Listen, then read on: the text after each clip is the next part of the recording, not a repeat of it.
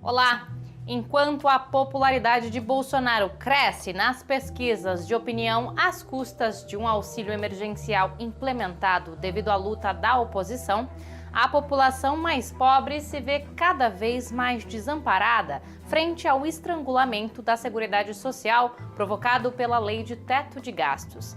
Trabalhadores do setor cultural agora se organizam para cobrar a implementação da Lei Aldir Blanc, que terá os recursos liberados a partir de setembro.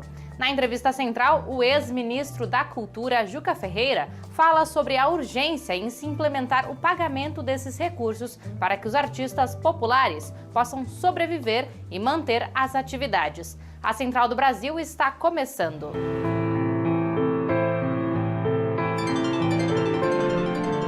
Central do Brasil.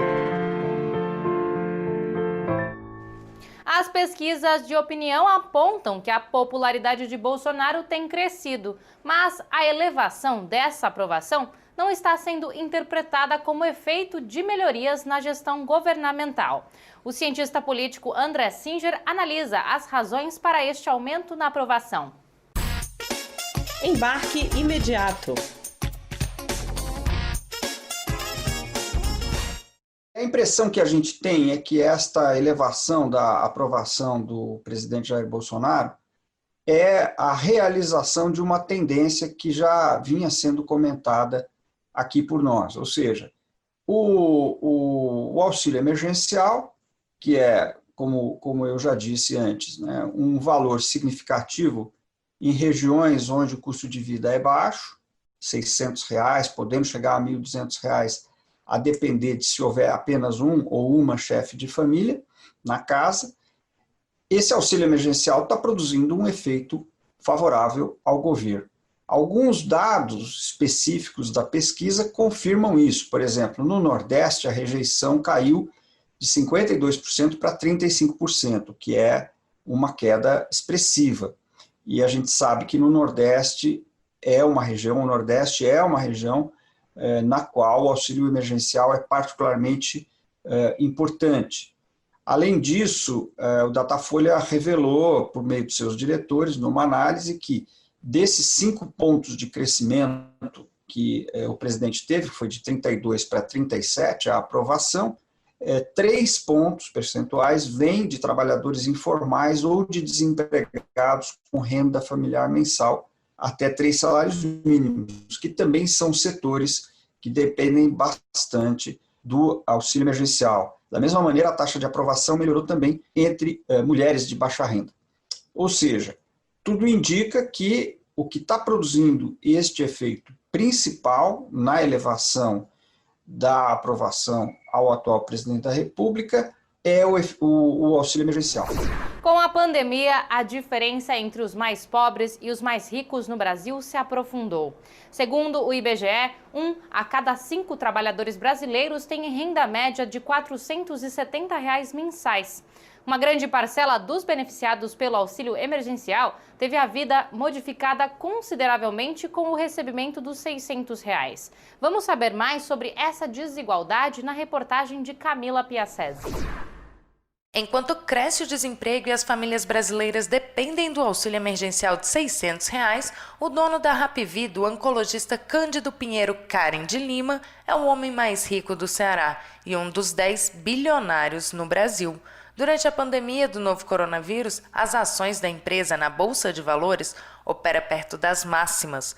O empreendimento cearense já anunciou 12 compras nesse período, sendo grande parte fora do Ceará, que é o terceiro estado com mais bilionários do Brasil e, ao mesmo tempo, ocupa uma das piores posições de desigualdade social. A assistente social e professora da Universidade de Brasília, Kênia Figueiredo, explicou que uma das formas de superar a desigualdade são as políticas públicas de transferência de renda. E aí pensar neles enquanto direitos, para atender necessidades sociais, e não os mínimos sociais, como a gente tem assistido, né, nos últimos anos, e nesse período, né, sem dúvida nenhuma, isso é mais do que urgente, é mais do que necessário. O Brasil é o 7º país mais desigual do mundo, segundo o último relatório divulgado pelo PNUD, Programa das Nações Unidas para o Desenvolvimento, ficando atrás apenas de países do continente africano.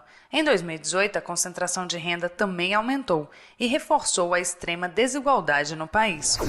Apesar de muitas atividades não essenciais terem sido permitidas, nas artes, a tendência à aglomeração em casas de shows e salas de teatro ainda é uma barreira para que os artistas se apresentem presencialmente. As companhias teatrais, das mais antigas às mais jovens, estão contando com a solidariedade e a criatividade para manterem-se vivas. Afonso Bezerra traz mais informações. Trilhos do Brasil. Há 59 anos, o Teatro Oficina nascia para levar um olhar transgressor para os palcos. Hoje, em meio a uma pandemia, o grupo que escreveu a história da dramaturgia brasileira está sufocado pela suspensão dos espetáculos presenciais, pela ordem de despejo do prédio onde está o acervo do grupo e pelo desafio de se reinventar na linguagem virtual, como as apresentações à distância, como explica a atriz Silvia Prado. É além da criatividade, uma necessidade vital. É o jeito que a gente tem também de propagar que a oficina está lá, que o prédio está lá, que as contas estão lá, que as 60 pessoas que trabalham na oficina estão, sabe, estão vivendo de um jeito mais absurdo, assim, e não só pela pandemia, porque a cultura já está sucateada há muito tempo. Em Pernambuco, o grupo Magilute sobrevive ao 5º mês de pandemia, se reinventando com experiências sensoriais em confinamento. No lugar dos palcos e das aglomerações, entram em cena áudios pelo WhatsApp, e-mails, vídeos e até músicas por streaming. Uma experiência rica e ao mesmo tempo politizada, como explica o ator Giordano Castro. Muitos grupos e artistas eles acabaram entendendo uma forma de ser feito, uma forma de continuar produzindo. Eu acho que muito mais do que ter um retorno financeiro, mas por uma lógica de resistência mesmo, sabe? Assim, de mostrar que se pode continuar produzindo pensamento, produzindo um conteúdo artístico, apesar dessa situação. Em Porto Alegre, o grupo Oi Nós Aqui Outra Vez vem produzindo novos projetos e os adaptando para outras linguagens, como o audiovisual, sem perder de vista a essência do grupo, como nos lembra a atriz Tânia Farias. Isso tudo nós estamos nos exercitando nessa outra linguagem, que é uma outra coisa, que não é nem cinema, não é teatro. O que é isso? Não sei, não importa, mas nós estamos aí nos dispondo a nos reinventar. Acho que muitas coisas mudarão. Eu espero que a única coisa que não mude é que o teatro seja essa arte privilegiada do encontro. A sobrevivência de quem trabalha com teatro, como também com outras artes, perpassa a implementação da Lei Emergencial de Cultura, a Lei Aldir Blanc, criada por iniciativa da oposição no Congresso Nacional para prestar socorros financeiros aos artistas. Na entrevista central, o ex-ministro da Cultura, Juca Ferreira, fala sobre a importância da pressão dos movimentos populares para garantir o pagamento destes recursos. Jonatas Campos é quem conduz a conversa. Entrevista Central. Olá! Hoje nossa entrevista central conversa com o sociólogo Juca Ferreira. Ele foi ministro de Estado da Cultura nos governos Lula e Dilma e vai falar conosco sobre a temática. Juca, agradecemos sua presença. O Congresso aprovou e o governo federal regulamentou a Lei Aldir Blanc, que prevê repasses de 3 bilhões de reais para estados e municípios. Quais os próximos passos que os movimentos de cultura devem dar para garantir a efetivação desses recursos? O governo federal demorou um pouco de regulamentar, mas já está regulamentado. Então, agora qual é o passo? Executar esse recurso. A tarefa está na responsabilidade dos municípios e dos estados brasileiros. A própria lei previu repassar para os estados e municípios a função da execução. Tem que ter um cadastro, esse cadastro tem que ser transparente, não pode ter ninguém que não tenha a ver com a produção cultural, artistas, técnicos, produtores. O município tem que incorporar, através de um decreto ou algo assim, esse recurso extra no seu orçamento e tem que ter um plano de execução. Estados e municípios têm condições técnicas de implantar essas políticas? A área cultural cabe participar ativamente, fiscalizar a execução, garantir que ela seja bem feita, e temos um prazo curto, então vamos ter que trabalhar da melhor maneira possível para que esse dinheiro chegue. 3 bilhões de reais é muito dinheiro. A cultura não costuma receber recursos. É 3 vezes mais do que o maior orçamento que o Ministério da Cultura teve, mais de 2 vezes o orçamento da Lei Rouanet. Então, é dinheiro, vão para todos os municípios. A própria lei já define a divisão entre os municípios e os estados.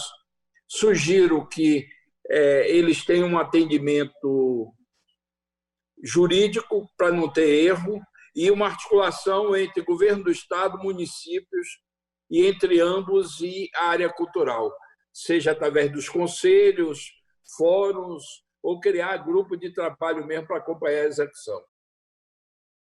Juca, apesar desses recursos, a cultura é um dos setores da economia brasileira que foram mais prejudicados pela pandemia. Você pode nos explicar qual foi a extensão do prejuízo no setor cultural nesses últimos meses de pandemia? Praticamente, quase todas as atividades culturais, presenciais, culturais e artísticas estão suspensas. Então, nós estamos vivendo um momento onde as pessoas não podem fazer seu trabalho, os artistas, os técnicos, iluminador, o pessoal do áudio. Então, a crise está grande na área artística e cultural. Não pode ter evento presencial, aglomeração, então atinge também as manifestações tradicionais, as celebrações. Você viu que o São João já foi suspenso em praticamente todo o Brasil e possivelmente o Carnaval também vai ser suspenso. Então, a área cultural é uma das mais atingidas. Como eu fui ministro e tenho uma boa relação com a área, eu recebo muita mensagem de pessoas que estão em dificuldade de botar comida em casa. Então, essa lei emergencial veio em boa hora, é uma sinalização diferente da do governo federal. O governo federal declarou guerra à arte e à cultura, tem perseguido artistas, tentado restabelecer a censura, tem uma hostilidade permanente em relação aos artistas e à área cultural e artística. E o Congresso, ao contrário, sinalizou que considera a arte e a cultura importante e aprovou essa lei praticamente por unanimidade. Só o Partido Novo votou contra, para que a área cultural tivesse uma ajuda para enfrentar esses tempos difíceis da pandemia. Juca, você falou dessa perseguição ideológica do governo e após essas polêmicas, esvaziamento, troca de titulares da Secretaria de Cultura do governo federal, o que esperar dela para os próximos meses? O governo tem uma posição de guerra à arte e à cultura no Brasil. O Bolsonaro e outros dizem que querem passar o Brasil a limpo. Acho que eles querem usar uma água sanitária para não ficar nenhuma marca da contribuição africana para a nossa singularidade cultural. Eles desprezam a contribuição dos povos indígenas, eles demonstram mal-estar diante das liberdades que a humanidade conquistou e que tem uma expressão cultural forte nesse início de século. Então, eu não espero muita coisa. Acho que a postura da área cultural é resistir. A Central do Brasil está terminando e hoje a gente encerra com um convite em nome da solidariedade. Nesta quarta-feira, dia 26, o Movimento Sem Terra realiza um ato político virtual em solidariedade às famílias do acampamento Quilombo Campo Grande, localizado no sul de Minas Gerais, que sofreu uma tentativa de despejo. Em meio à pandemia, a escola das crianças, as casas e as lavouras foram destruídas na ação da Polícia Militar sob comando do governador Romeu Zema. A live começa às 6 da tarde e terá diversos convidados. Acompanhe pela página do MST. Eu fico por aqui. Até amanhã.